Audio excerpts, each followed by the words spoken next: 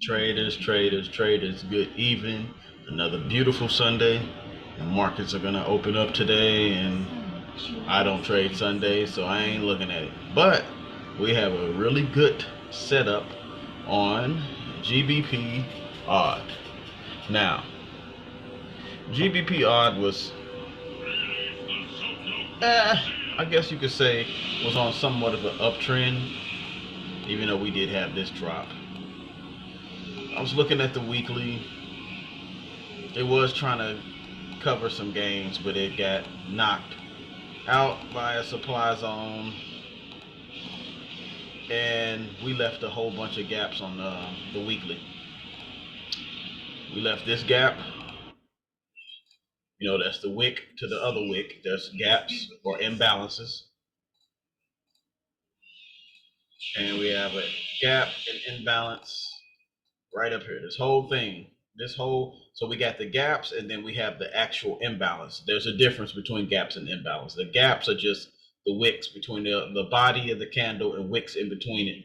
The market wants to come and fill those in, which in a way it plays the same as an imbalance. So we have this imbalance right here, and we do have this supply zone that it will probably have to test again, probably come back up. So that's what it's looking like on the week. I'm looking for a swing back to this supply. So let's come on over to the daily, where we see that price was having a hard time nailing probably some type of supply on the lower time frame.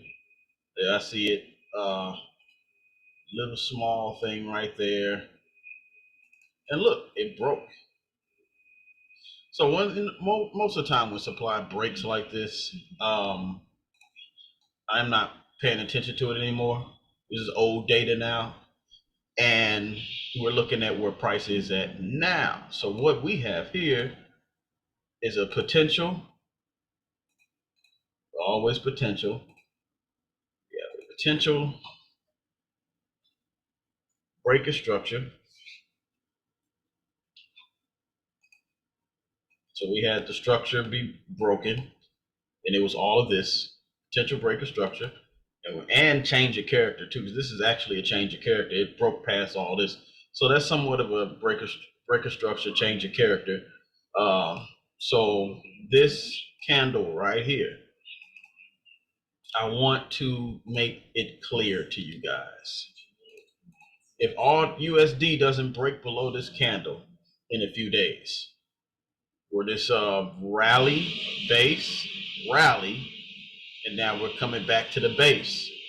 If it stays above this base, you have a move back up here, because you have all those gaps that were on the weekly that needed to be filled on the weekly, and then obviously, the weekly, and then the monthly. If you come over on the monthly, there are still some gaps on the daily, but there's gaps all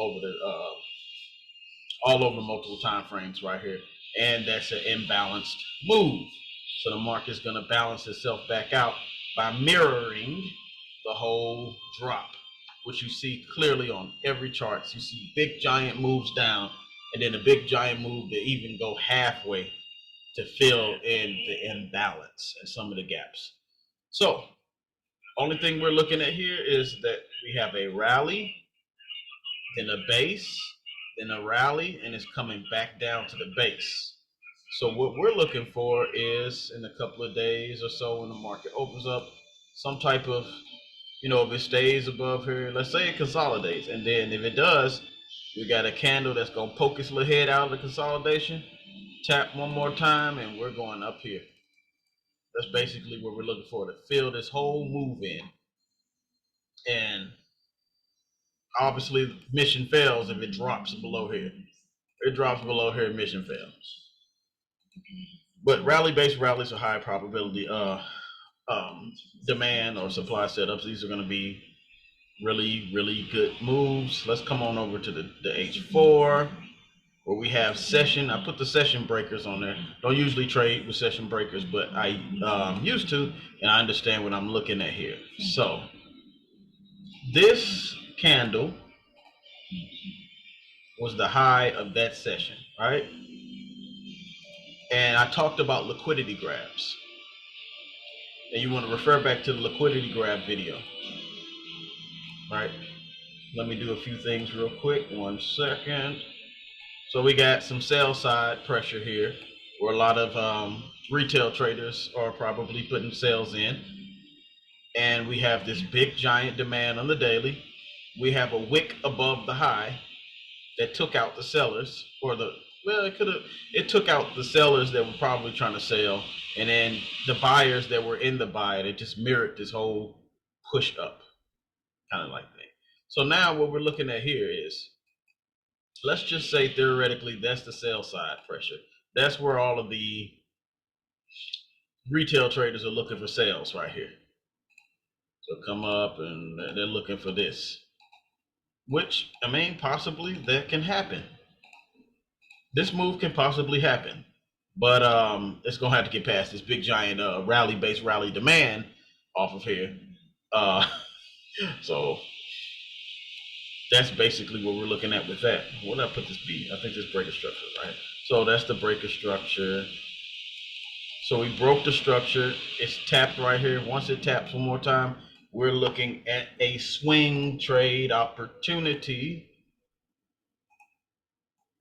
Put it below the zone and taking it back up to these previous areas where, let me take these sessions off. Well, I'll keep them on. Let's go to the daily. So we're looking at this being the next move. And remember, all of this was happening. Then we had the news about the Ukraine situation, and that made GA and Euro New Zealand, and GBP New Zealand fall off a cliff because, the pound and the euro got really affected by everything that was going on with it. War situation, interest rates went sky high, and honestly, I think the European Union is in a recession just as much as we are probably in one, but they're not going to say nothing. I guess they're trying to change the rules, but whatever. This is the next move that I see going on here, especially after breaking all of this mess. And I used to trade GA a lot, but I stopped messing with GA because it kept doing this mess. And it wasn't pretty setups on GA or G New Zealand, which G New Zealand is my actually favorite one. But I'm liking this. I'm liking this setup. Let's go over to GBP New Zealand and see what they're doing. So GBP New Zealand looks weird. This is the daily. Not quite seeing the same with GA. I mean, there is a demand tap that already tapped.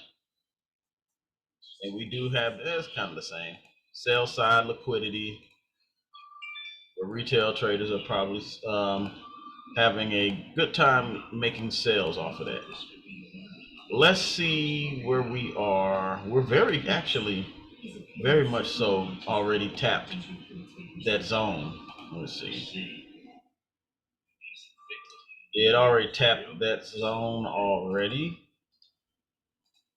And grabbed liquidity to come down.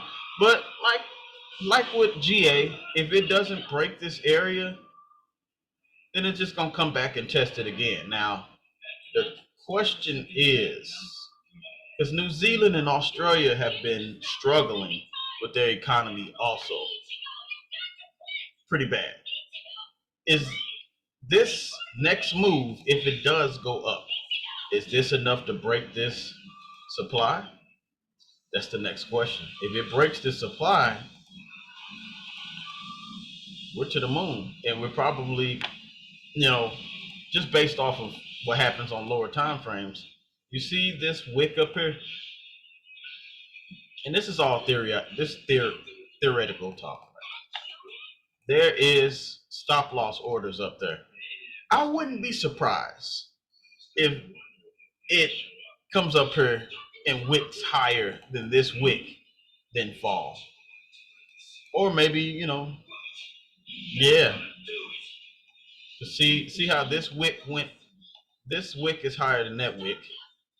It tried to come up there, but there was probably a supply right there. Yeah, it's a lot of consolidating and probably a supply right there. on a lower time frame, or probably right there. So that's close to that wick. I can see GBP New Zealand, especially now I'm seeing there's that move filled all the gaps that was right here. But then what about all the rest that's up here? I can see GBP New Zealand coming all the way back up here. Me personally, I feel like GBP, the way it's moving, is making highs, lows, higher high, lower low. That's, I mean, higher low, higher high, and then this is low is lower. This low is higher than this low. And then, it kind of dropped a little bit. I think it's going to do just like what Euro Swiss franc did in the last 1 or 2 years, is going to start coming up here and testing these areas. Um, that's what I look. That's what I'm looking for GBP New Zealand. So, in meantime, I'm just looking for a good entry for a swing trade opportunity, and maybe we'll get that. But definitely, like I said, I'm definitely waiting on this move. If we get that breaker structure and it stays up here for a couple of day candles, and I see my signal to get in, I'm getting in. I'm getting in, and we'll see what happens because I like swing trading. Euro AUD, it's not looking too good. The euro's not looking too good anyway. I don't know what is that. What is this? I have no idea. This must be a lower time frame supply somewhere.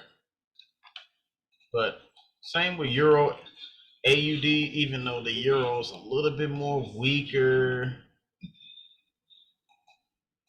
We did have a breaker structure on a rally-based rally.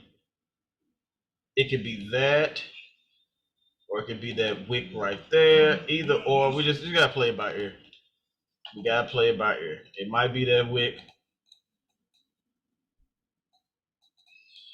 So what I'm looking at again on the daily, since I'm trying to look for a swing trade opportunity, if it stays right here and it don't go below this, then I'm looking for continuations to fill this whole move that happened after the news about you know the war news. So we're looking like stops below and target back up there. That's what I'm looking for, to fill in this whole imbalanced move.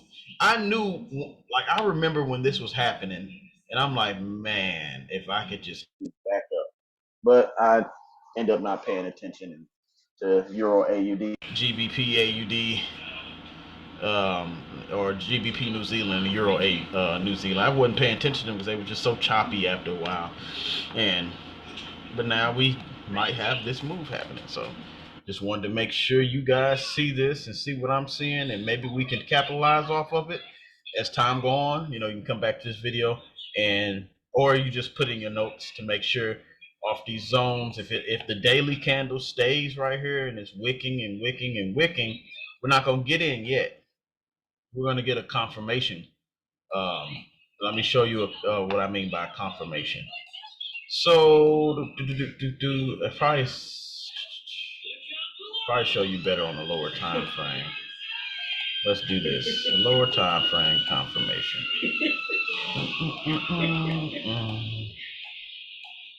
All right, this one is perfect. Where we have a zone right there.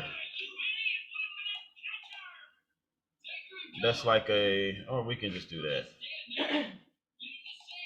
I usually use them bigger zones sometimes too, but it's really that. That's because there's a difference between rally-based rally supply and demand and just regular supply and demand. I figured that out. Okay, so let's say this is the daily. This is what we're looking for on those trades, and we keep getting wick rejections off the daily, and then we get a candle that breaks like this. I mean, obviously, I wouldn't want to get in like that on the daily because that'd be very long trade. But I like to play it safe. Once we get the break of the candle, well, honestly, I'd have a buy stop above these wicks.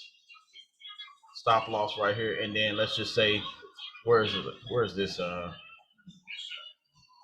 Let's just say that was the high, and there was some price action right here. We'll go to the high, like basically how we saw on that. I'll put a sell stop below above all these wicks. that will let me know if this, if it breaks those wicks, eventually it's just gonna shoot up. And when you get the break of the candle, if you got in on the break of the candle, then you'll have something like this, and then not really into. That's too close for my comfort. Some people do this with their supply and demand. I like to have mine as close to the zone as possible. So let's just go down to a lower time frame. Just try to trade it off of the day, and maybe we'll find a better. Okay, let's see. We got tap. Yeah, we might have. Ugh. So below that wick, let's go to 15. And remember, we were pretending that we're on the daily doing this. So you can come down to a lower time. So that's the candle right there. So that's the rejection. We needed that candle. This candle right here on supply and demand, when it's rejecting, this big giant red candle right here. I need a candle to break that candle. So that one broke that candle. So that would have been my entry candle right there.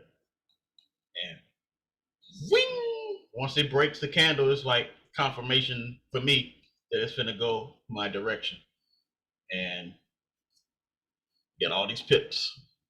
But that's basically what we're looking for on this move. Whole bunch of daily stuff right there. Rejection candle, a candle that breaks the rejection candle, and then we take this to the moon. TP1. TP1 is the highs of this. TP2 can be somewhere in between this right here, where possibly is a supply on a lower time frame or whatever. Then TP3 right here. So here's the numbers. If you want to take the swing trade with me, we'll put a. Can you do it while the market closes? An ad alert. Create the ad alert. So I got my alert right there, and I will be waiting to see what happens. Hey, it might just wick down there and just fly up.